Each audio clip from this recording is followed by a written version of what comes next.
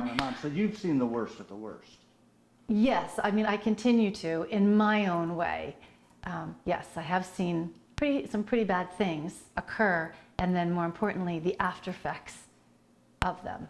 Well, from a layman's point of view, what we as Americans are seeing every day in the news and on Facebook and Twitter, how can we deal with what you train people to deal with internationally?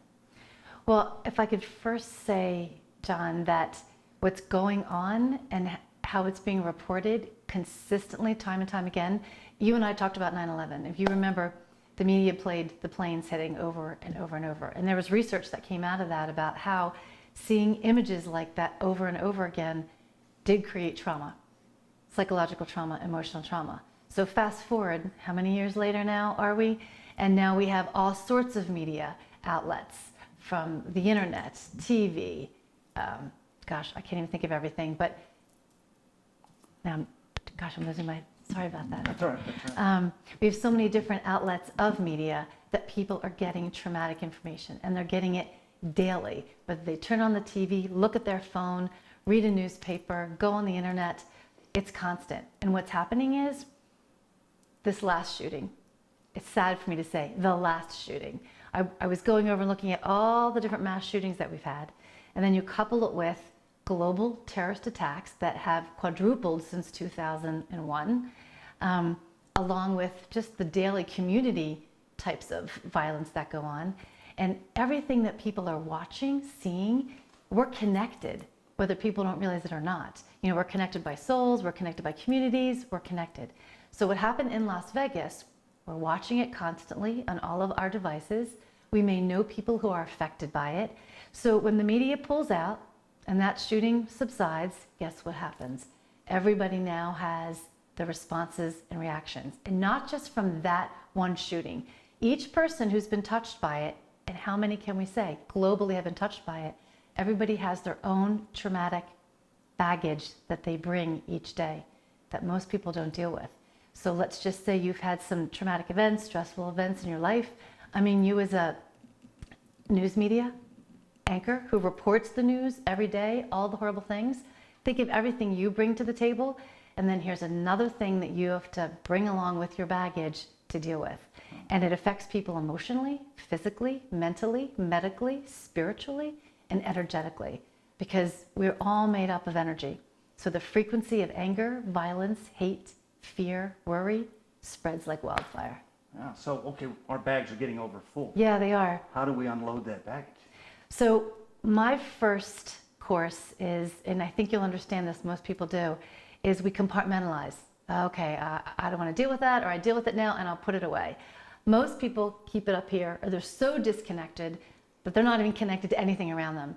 But most people are disconnected from the head down, and the body holds the story. So every single event, stressful time in your life, what we see on our devices gets lodged in the autonomic nervous system, endocrine system, musculoskeletal system, all of your organs and your fluids. So the first thing you need to teach people to do, or what I teach people to do, is you got to go into this. And some people are like, no way. I don't want to go into this. I don't want to know what's going on. But I say, guess what? It's bleeding out in relationships, in your career, in illness, in injury, in disease. So if you don't want to begin to peek at it now, you'll get a chance later and it'll be 1,000 times worse. So that's the one thing I teach people to do, is the body holds the story. What's the story that you've been carrying that needs to be taken care of? I also tell people nature is incredibly healing. There's so much research on it. I use it all the time.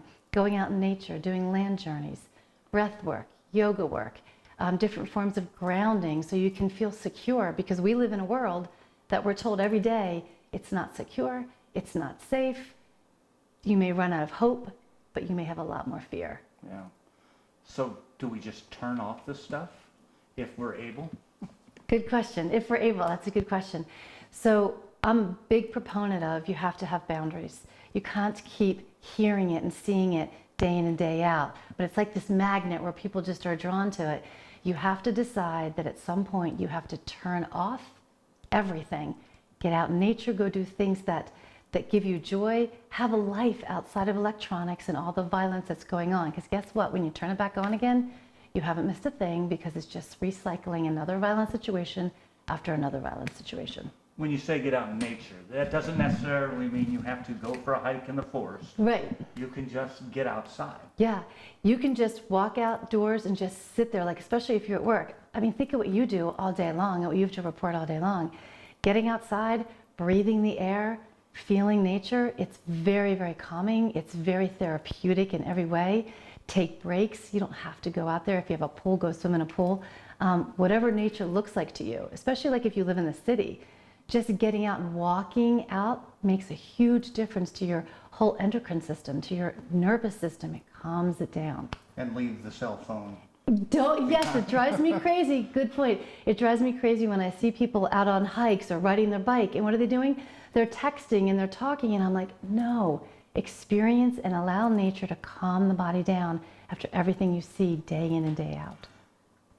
Okay, I understand the compartmentalizing of things. I'm sure you do, because you probably have to do it every single day. Yeah, we all do. Yeah. But when you talk about the body, Yeah. and how, I mean, I hold stress in my shoulders. Right. But does that mean that we all hold stress and the negative stuff in different parts? Yes. And you talk about the health aspects. Yes. How bad can the health aspects get? Well, from the work that I do, and I've worked with integrative doctors around the country, so I've trained with them as well too. So we share patients and clients, and what I continually see is when anybody has an illness or an injury or a disease where they are forced to stop, guess what? I've seen that underneath each illness, injury, and disease is the emotional components that have not been addressed. So now you have everything that hasn't been addressed in a stressful, challenging world, on top of now whatever illness or disease or injury that you have. So you have all of this that you now have to deal with, but it gets your attention. And most of us need things to get our attention, to go, okay, wait a minute, what have I been stuffing down? What am I not dealing with that's getting in the way of my life? And so many people will say to me, I didn't even realize it was getting in the way of my life. And they could be walking around hunched over, but they're just acclimating to it. Or their relationships aren't going well, or they're not happy at work. But they don't want to see it until they're forced to have to look at it. So does that make sense? Oh yeah, definitely. Yeah. And you say, talk about it. I've heard you on your videos say, you Yeah. gotta talk about it, you gotta talk about it. A lot of people say, I don't want to talk about it because I'm bombarded by all this negative stuff anyway. Right. I don't want to spew it out. Right. So I can tell you that the work that I do is, it's a combination of, you can talk about it, but you don't need to relive everything, because guess what? The body already knows the story. You don't want to keep having to relive it. So I know I do a lot of body work. I work with the person's body because this is what's holding the story. So when you work with the body and you allow it to tell the story, it comes out, believe it or not, in a really gentle way, and it calms the body down. So if the person wants to talk about aspects of how they were affected by the event, that's a lot different than having them relive every single thing. You don't have to relive it. It's in you. It knows that it's there. But I do know, working with populations, first responders, journalists, doctors, they're afraid to talk about it. And what happens all the time is they'll say to me, if I talk about it, or if I bring it up, Paige, am I going to completely be a puddle on the floor and not be able to do my work? And I'm like, no, everyone thinks that. It's okay to be a puddle every once in a while. Right. That's why people like you and first responders, you don't bring your walls down all the way, because you have to keep going back into these environments to do your work. So you work it a way where you have your wall, but it's not all the way up where you're also ignoring it and compartmentalizing fully. And people who aren't first responders do that as well, because our life is do this, quickly, go here, do that. There's no time for downtime and really paying attention to, how is this world affecting me? And if I could say one more thing, it affects us individually, it affects us with our families, it affects us in the workforce, it affects us community-wise, our national basis, and globally.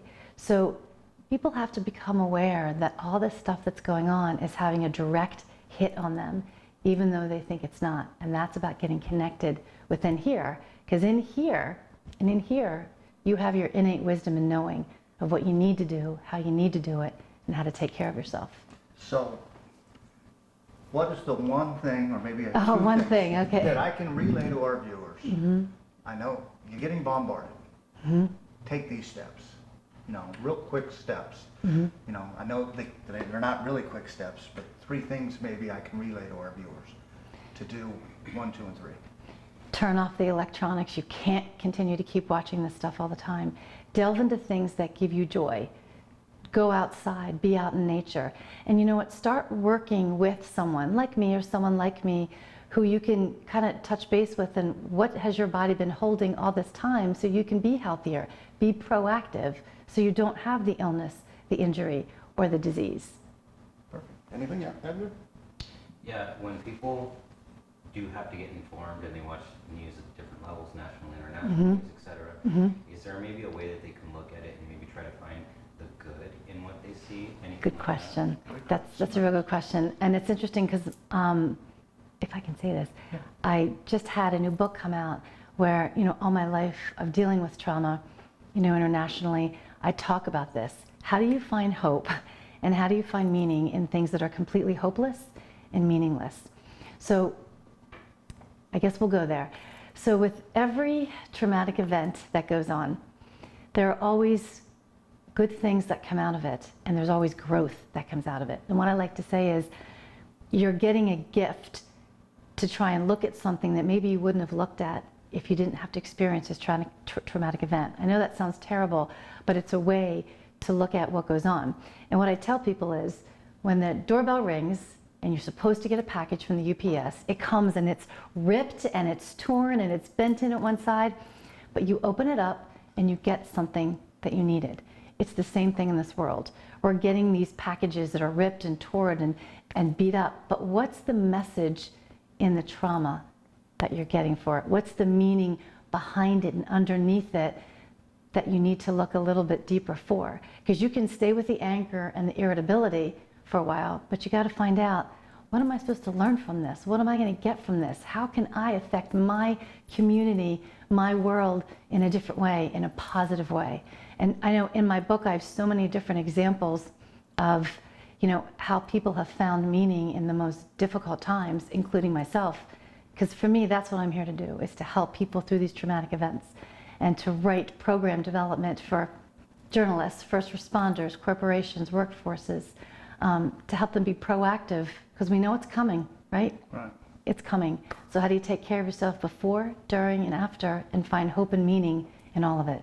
But sometimes that knowledge of what's coming, maybe down the road. It's not going to be right now while we're surrounded by it, is it? What do you mean by Well, okay, knowing? the RIP package. Yeah. Okay, I get the instant gratification of opening that package and I see what's good. When I'm looking at Las Vegas, I'm seeing some pockets of good, but for me, where's the good coming? It may be a week down the road, it may be 2 That's weeks, right. it might be a year down the road. That's right. Good doesn't always come in instant gratification. You really have to look at, like, the one thing that I love that the media did is that they showed, and this happens all the time in trauma, that people don't know each other per se, but boy, they will jump in front of them to help them. They'll pick them up, they'll take them to get help. I mean, it's a beautiful component. And I've been doing trauma work for decades, and I've always said, and this was back in 9/11, that if we could be this way with each other before an event and live our daily lives like this and not wait for an event for this to happen, maybe things could begin to shift a little bit more, and there wouldn't be such anger and there wouldn't be such violence all the time. But we're in this world to have this. And that's why, like you said, John, how do you find the meaning in something so senseless? It's doing your daily work of, I know for me, every day before I go to bed, I write down, what were the meaningful things in the day? What were the miracles? What was the hope? And if you can find one thing that sticks with you, find one thing, and then maybe tomorrow you find 2 things, and maybe the next day you find 3 things, and maybe the next day you go back to 1 thing. But if you can find one piece of meaning, one piece of hope that carries you, because it's a ripple effect, then we can help other people.